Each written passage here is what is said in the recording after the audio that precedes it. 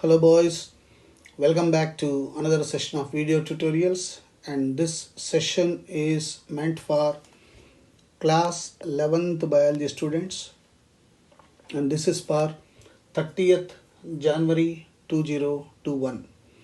As all of us know that we are into the revision mode, we are revising each chapter in the form of test papers. In the previous round we have completed test paper 1, and in this round we are doing test paper 2.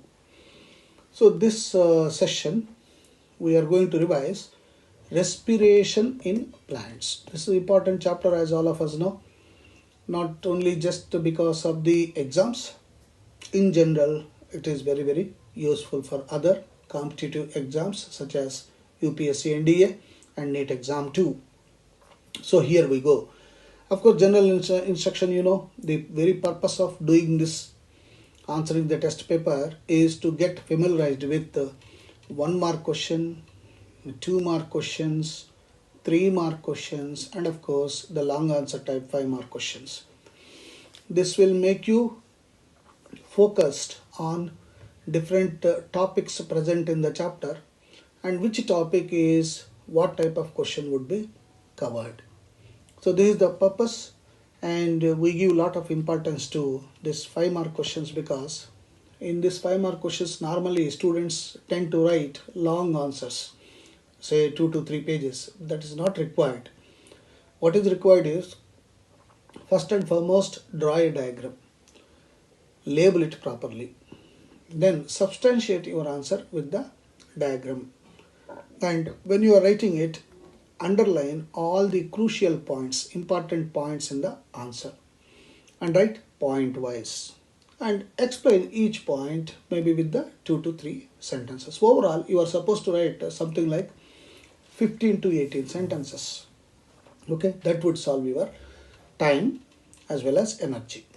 But you must be precise. Do not write unnecessary things. So with that in our background, here we go. Question 1.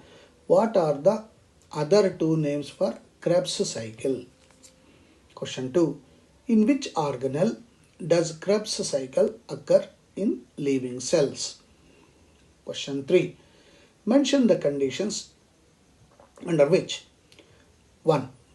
RQ, that is respiratory quotient, RQ is 1. Second, RQ is less than 1. Question 4. What is respiration? Question 5. Why less energy is produced during anaerobic respiration? As you know, respiration is of 2 types, aerobic and anaerobic. Question 6. What is the function of phosphofructokinase? Remember, I told you whenever name ends with ASC, it speaks of enzyme. Remember that. So what is the function of phosphofructokinase in glycolysis? Lysis means breaking. When glucose is broken, glycolysis. Question 7. Explain respiratory balance sheet. Question 8. What is the significance of stepwise release of energy in respiration? And big answer, long answer question, explain ETS, Electron Transport System, or it is also called ETC, Electron Transport Chain. So when you are writing this ETS or ETC, you need to draw diagram and explain point wise, and then explain each point that you have mentioned. That would solve your problem. So take an answer sheet, start writing it, write the answers. You may take say 30-40 minutes, and then come back to the answers that I am providing here with. Compare your answers with the answers that I am giving. Now, question 1. The other name for Krebs cycle. All of us know it. It is called citric acid cycle or tricarboxylic acid cycle. Either CAC or very familiar, it is TCA. It is known as TCA. Question 2. Mitochondria, the powerhouse of the cell. Question 3. If carbohydrates are used as substrate and are fully oxidized, RQ will be 1. So carbohydrates means RQ is equal to 1. If fats are used in respiration, then RQ will be less than 1. Less than 1. This is what you need to remember. Question 4. Answer. A process of physiochemical change by which environmental oxygen is taken into to oxidize the stored food for release of CO2, water and energy.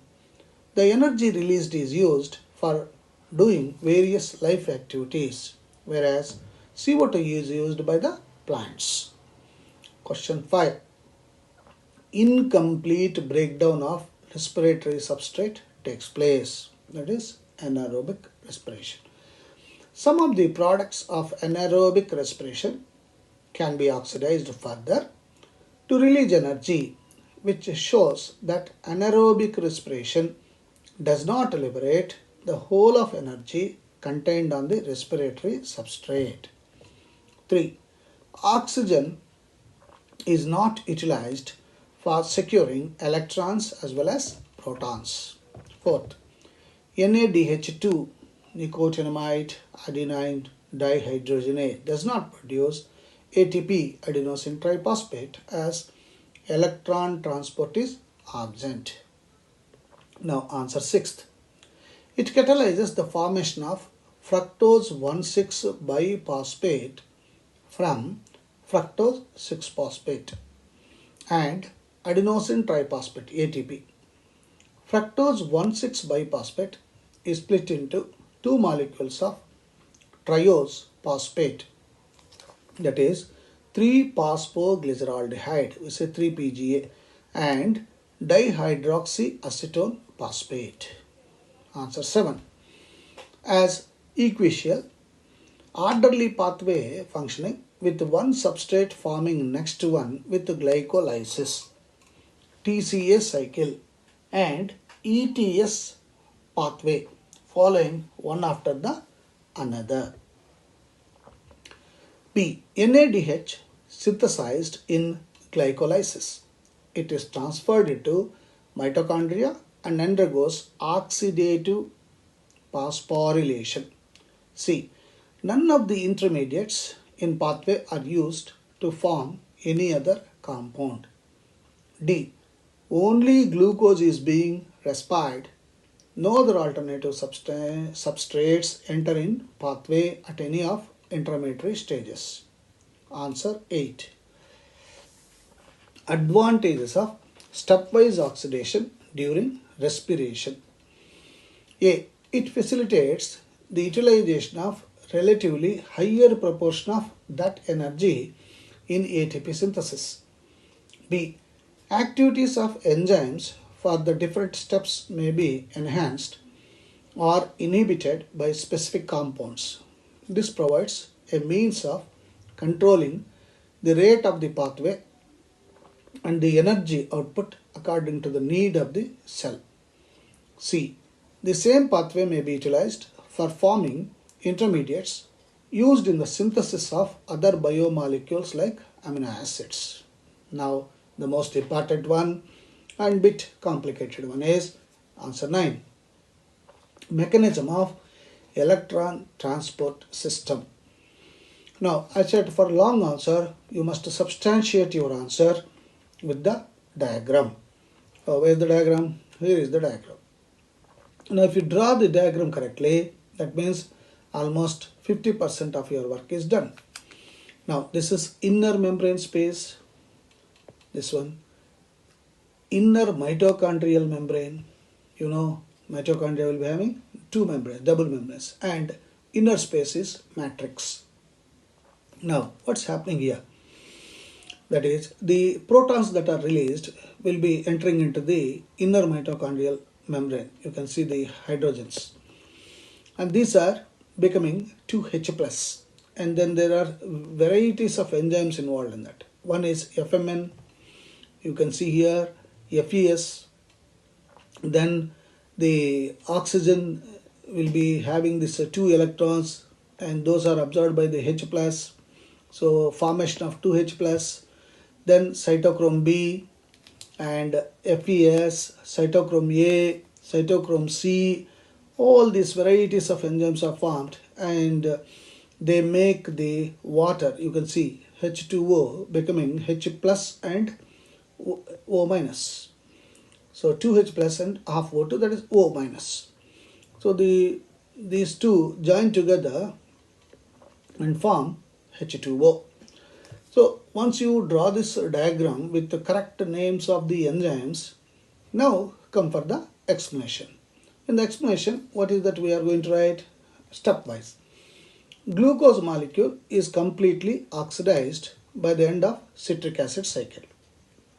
The energy is not released unless NADH and FADH are oxidized through ETS. The crux of the story is that energy has to be released. The oxidation means removal of electrons from it. From NADH and FADH, electrons to be removed. Metabolic pathway through which the electron passes from one carrier to another is called ETS, Electron Transport System, or it is also called ETC, Electron Transport Chain. It is operative in the inner mitochondrial membrane. Electrons from NADH produced in the mitochondrial matrix are oxidized by an enzyme called NADH dehydrogenase. This happens and we label it as complex 1. And electrons are then transferred to ubiquinone located within the inner membrane, also receives reducing equivalents via FADH, that is generated during oxidation of succinate through activity of enzyme named succinate dehydrogenase. This forms complex 2. Reduced ubiquinone is then oxidized with the transfer of electrons to cytochrome complex, that is complex number 3. Cytochrome is small protein attached to outer surface of inner membrane and acts as a mobile carrier for transfer of electrons between complex 3 and complex 4. Complex 4 is cytochrome C oxidized complex having cytochromes A and cytochromes A3. This is where we are seeing the cytochrome C and cytochrome A3. Here look at this last complex number 4. When electron pass from one carrier to another via complex 1 to 4th in ETS, they are coupled to ATP synthase, that is complex 4, for production ATP from ADP and inorganic phosphate. So all of us know that ATPs are synthesized when adenosine diphosphate combines with one inorganic phosphate, leads to the formation of adenosine triphosphate. Okay, so this is what happens. They are coupled to ATP synthase for production of ATP from ADP and inorganic phosphate. Oxidation of one molecule of NADH gives rise to 3 molecules of ATP, while that of FADH produces 2 molecules of ATP. Electrons are carried by cytochromes and recombine with their protons before the final stage, when hydrogen atom is accepted by oxygen to form water. This is what I said. So the hydrogen atom is accepting the oxygen and forming water. So oxygen acts as final hydrogen acceptor. Whole process by which oxygen allows the production of ATP by phosphorylation of ADP is called oxidative phosphorylation. So this is how you need to explain 4 complexes and the purpose. The purpose is of course production of ATP. So without this, the very respiration in plants is of no use. So in the next time we will see one more paper for one more chapter.